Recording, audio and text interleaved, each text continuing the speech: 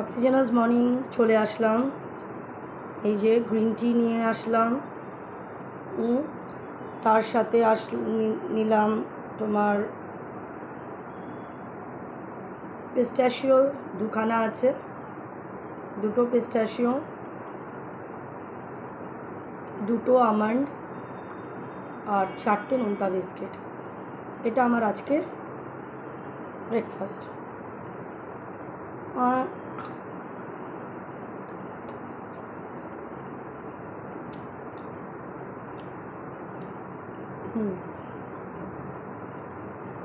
আমি আমাদের খোসাটাই না, খোসা শুদ্ধ খাই। তো মার জন্যে ফাইনালি আমি অ্যাটেন্ডেন্ট রাখলাম।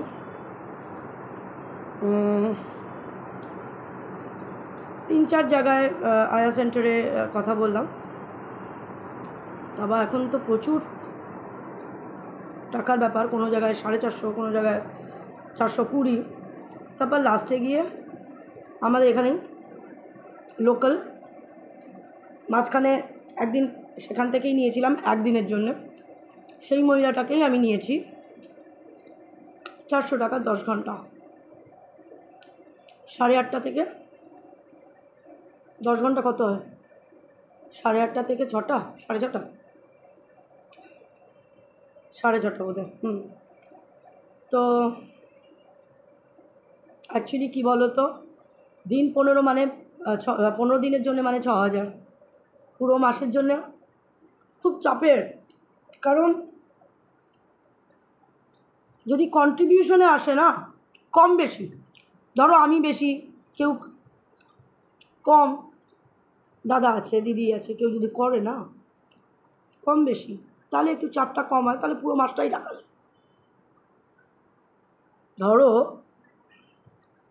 আমার চোখচুক আছে, আমি ধরো 8000ই দিলাম, হ্যাঁ, বাকি 4000 দিদি 2, দাদা 2, কিন্তু সম্ভব না। তাই জন্য মাসে 12,000 টাকা আমার কাছে চাপে, তাই এখন 15 দিনের জন্য রাখছি, তারপর দেখা যাক কী করতে পারি। কারণ আমি ফিজিক্যাল লেবারটা মায়ের পিছনে দিতে পারছি না। Physical labour in the sense, কারণ আমি প্রথমত আমার শ্বাসকষ্ট আছে, আমি বুডামেট নিই। বুডামেট 30 দিনে একটা করে ক্যাপসুল, যেটা আমাকে নিতে হয়, একটা মাস চলে আমার। তো মাকে টানতে গিয়ে, মাকে ধরো ওঠাচ্ছি, বসাচ্ছি, পাশ ফেরাচ্ছি, এটাতে আমার শ্বাসকষ্ট হচ্ছে। তাতে কি হচ্ছে, আমার দিনের মধ্যে 2-3 বার বুডামেট ইউজ হয়ে যাচ্ছে। তাহলে আমার 1 মাস চলবে না। একটা বুডামেটে 30টা ক্যাপসুল থাকে, 1 মাস চলার কথা। সেখানে আমি যদি দিনে 3-4টে বুডামেট ইউজ করে ফেলি, তাহলে আমার সারা মাস চলবে না। তারপর শুধু তাই নয়, আমি ওপর নিচ করতে পারছি না। তার থেকেও বড় কথা, আমি হাগিস, শিশুর হাগিস, পটির হাগিস আমি পারবো না, আমি পারবো না।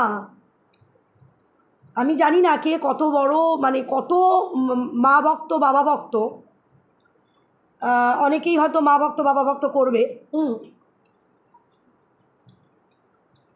হাগিস চেঞ্জ করানো আমার পক্ষে সম্ভব না। ওরকম ভালোবাসা আমি দেখাতে পারি না। হ্যাঁ, এটা আমার মেয়ে করছে, কিন্তু আমার মেয়ে কিন্তু পটির হাগিস চেঞ্জও করেছে, ছিঁড়েছে। সেটা না আমি করেছি, না আমার দিদি করেছে, না আমার দাদা করেছে, না দাদা বোধহয় 1-2 বার করেছে মোছামুছি, আমার মেয়ে করছে।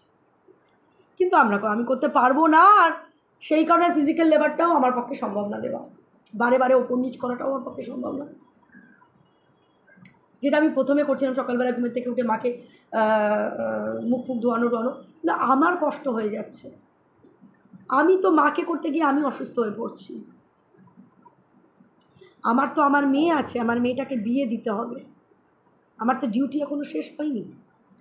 তো মার পিছনে যদি আমি এইভাবে কষ্ট করি, তাতে আমার কি হচ্ছে, আমার শারীরিক দিক থেকে আমি অসুস্থ হয়ে পড়ছি। আমার সুগার আছে, আমার হাই প্রেশার আছে, আমার শ্বাসকষ্ট আছে, তিনটেই বড় বড় রোগ, যেটা কিন্তু আর কারণ নেই, আমাদের 3 ভাই বোনের মধ্যে আর কারণ নেই। তো ফিজিক্যাল লেবার দিদি দিচ্ছে, ঠিক আছে, ভালো কথা, দিক। আমার পক্ষে ফিজিক্যাল লেবার দেওয়া সম্ভব না। আমি ইকোনমিক্যালি যতটা পারবো করব, কিন্তু ব্যাপারটা হলো ইকোনমিক্যালিও একটু যদি কিঞ্চিত সাহায্য পাওয়া যায় ভাই বোনের কাছ থেকে, তো সেটাও আমি পাই না, ঠিক আছে, কোনো অসুবিধা নেই। মানে এত বড় অ্যামাউন্টটা তো কেউ আর কি করছে না, পারছে না করতে। এনিওয়েজ, তো দুঃখ কেন লাগে জানো?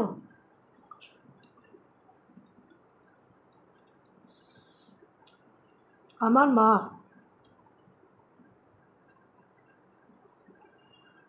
এখনো পর্যন্ত সে শুয়ে কিন্তু তার কিন্তু কথার থ্রোগুলো একই রকম রয়ে গেছে।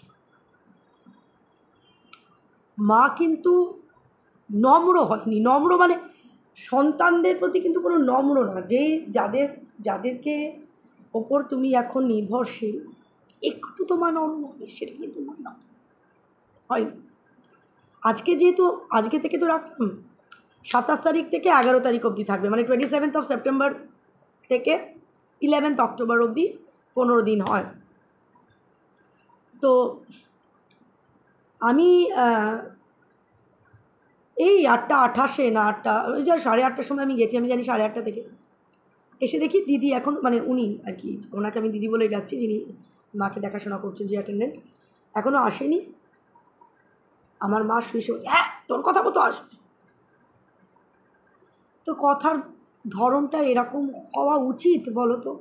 যেই মেয়েটা তোমার করছে, সে শারীরিক দিয়ে করতে পারছে না বলে তো সে অর্থ দিয়ে করছে, আর সে বেশি শারীরিক দিয়ে করতে পারে না বলে সে কিন্তু তার মেয়েকে বারে বারে ঠেলে পাঠায়। ছুটির দিনে তো আমার মেয়ে যায় কতবার, আর যেদিনকে স্কুল থাকে সেদিনকে রাতের বেলায় যাচ্ছে, খাওয়ানো দাওয়ানো করাচ্ছে। তারপরে তোমার এরকমভাবে আসে, হ্যাঁ তোর কথা মতো, কেমন লাগে শুনতে? দুঃখ লাগে না? আজকে আমি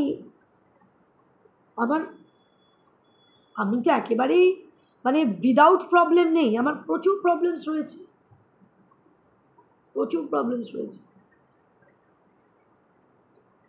আমার টিউশনস নেই, যেভাবে আমি টিউশন করতাম, যে রেটে করতাম সেই রকম নেই। তাহলে আমার ইনকামটা তো একেবারেই নেই। প্রচুর লোনস আছে, এতগুলো ডগিজ আছে, আমার কম খরচা আছে, আমার ওষুধের পিছনে অত খরচা আছে, তারপরেও আমি সাধ্যের বাইরে গিয়ে মায়ের জন্য করার চেষ্টা করছি। যে অনেক সময় কমপ্লেন করছে যে একভাবে শুয়ে থাকতে পারছি না, কেউ আমাকে পাশ ফিরিয়ে দেওয়ার নেই, এই দিদিটা এতক্ষণ তো থাকবে, অনেকক্ষণ তো থাকবে, 8:30 থেকে 6:30 অবধি তো থাকবে, আমরা 8:30 থেকে 6:30 অবধি তো নিশ্চিন্ত থাকবো।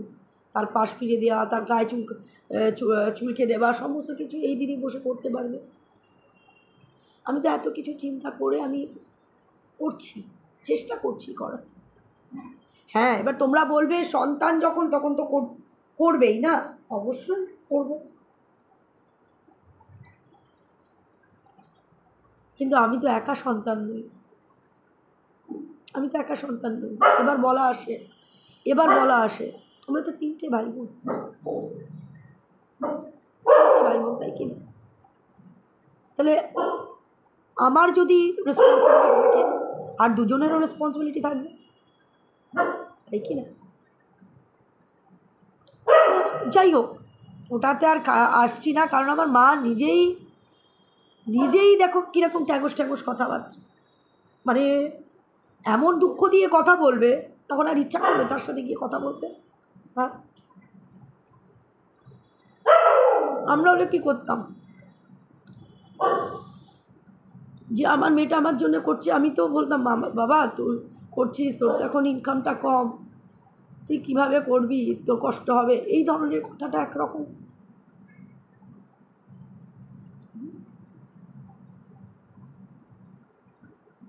কিন্তু কি বলছি, আমি যখন গিয়ে বলছি মা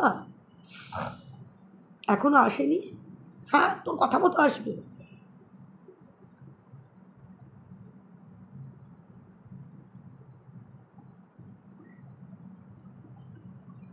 এটাই হলো খারাপ লাগে মায়ের থেকে। আমি মার থেকে তো কোনো কিছু এক্সপেক্ট করি না, কিন্তু এই যে বললাম একটু আহা উহু একটু এইভাবে কথাবার্তা বলাটা না। যাকে সে আর কি বলবো, ওটা তো আপাতত এখন তাই রাখলাম। এই এখন আমি তো তার জন্য কিছু আনিনি, মানে ফার্স্ট দিন একদিন এসেছিল মাঝখানে একদিনের জন্যে, তখন কিন্তু উনি বলেছিলেন আমার হাতের, ওনার হাতের হাত ধোয়ার জন্য সাবান টাবানের কথা বলেছিল, তো আমার মনে নেই। তো আমাদের ও বলল আজকে এসে বলছে হ্যান্ড ওয়াশ যদি হয় তো খুব ভালো হয়। তো আমার হ্যান্ড ওয়াশটা এতটা রয়েছে, এতটা মানে সবে মানে এই অ্যাপোলো থেকে নিয়ে এসেছি, জাস্ট 3 দিন না 4 দিন হয়েছে আমি অ্যাপোলো থেকে নিয়ে এসেছি। ওটা এখন ধরে ওনাকে দিয়ে দিলাম যে দিদি এটা তুমি ইউজ করো, আর যদি কোনো কিছু প্রয়োজন হয় তুমি একটু আমায় ফোন করো বা উপরে এসে আমার কাছে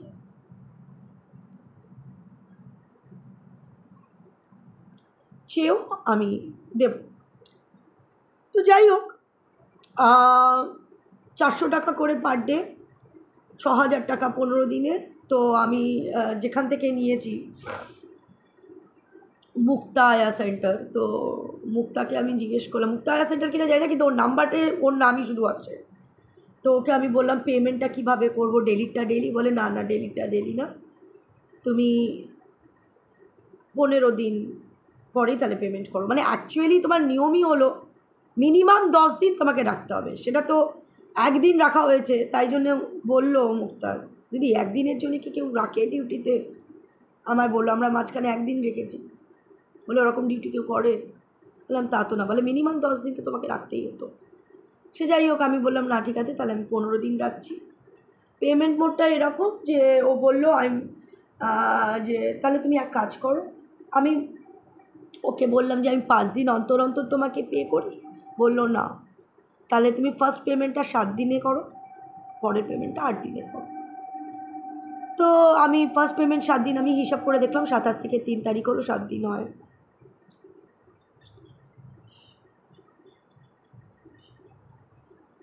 হ্যাঁ, 27 তারিখ থেকে 3 তারিখ 7 দিন হয়। আমি 3 তারিখে ওর 7 দিনের পেমেন্ট আমি 3000 টাকা দিয়ে দেবো। টোটাল তো 6000, আর পরে আর 8 দিনে আমি 2800 টাকা পে করে দেবো। ভুলভাল বলছি না? আর 3000 তো 2800 কেন, 6000 তো দেখো। তো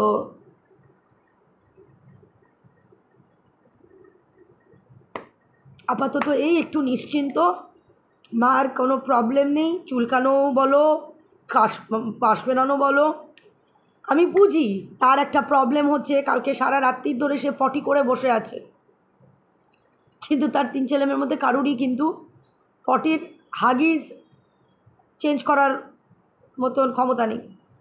একজন তো খেয়েই বাহার দিচ্ছে, দিদির কথা বললামই না, সে অ্যান্টি অ্যাংজাইটির ওষুধ খায়, সে বেলা অবধি ঘুমায়, আর তাছাড়া সেও এটা করতে পারে না, আমিও এটা করতে পারি না।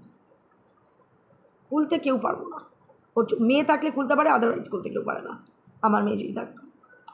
তো তাকে ডাকা হচ্ছে, সে শুয়ে আছে, আমাকেই বলছে কোল্ড ড্রিঙ্ক এনে দে আমাকে। আমি ওকে কোল্ড ড্রিঙ্ক এনে দেবো? মানে আমার দাদার কথা বলছি, দুঃখের কথা কি বলবো।